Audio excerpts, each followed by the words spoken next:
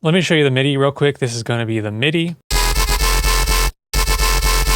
And I have that lead layered with a sub layer.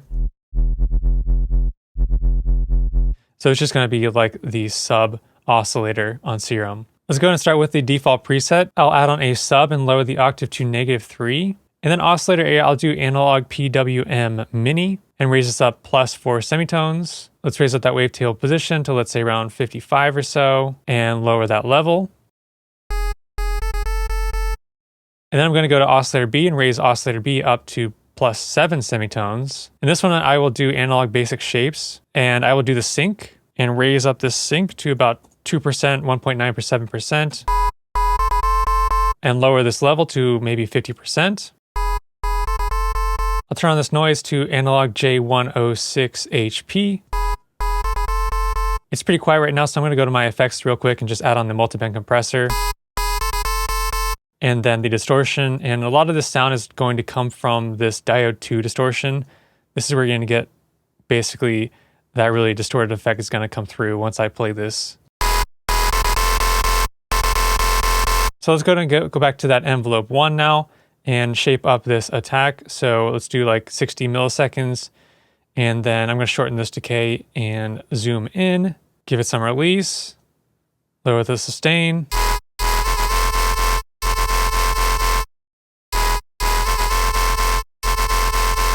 We'll do something like that. Then I'm going to adjust my LFO 1, and I'll leave it on the rate 1/4 and set the mode to envelope. Then turn on my filter, and I'll do the MG low 6. I'm just going to turn this on for B only, and then assign my LFO 1 to this cutoff, and adjust this modulation.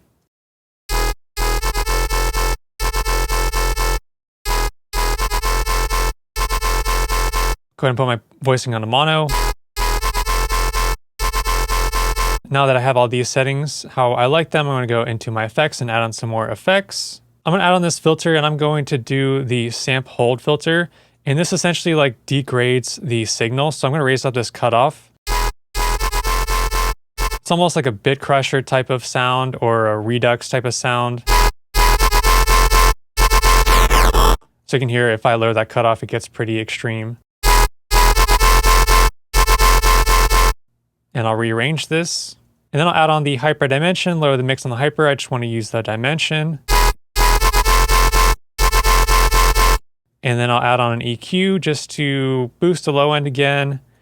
Even though I'm going to add on the sub layer, just see if I can get some low end out of this sound. And then the high end.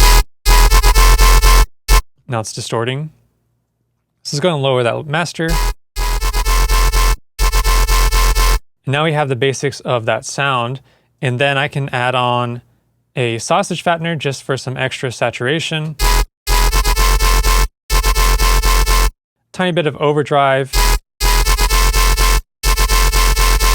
And then I have this reverb, which I'm just automating on and off because I feel like it's automated on and off during the song. And then what I did is I added in these reverse reverbs just to fill in these sections here. Because right there, it stops, there's no reverb, and then there's like some vocals. So I automated the reverb on and off. And then of course, I just have like a kickstart too for some sidechain compression when the drums come in. So let's go ahead and listen to that sound again.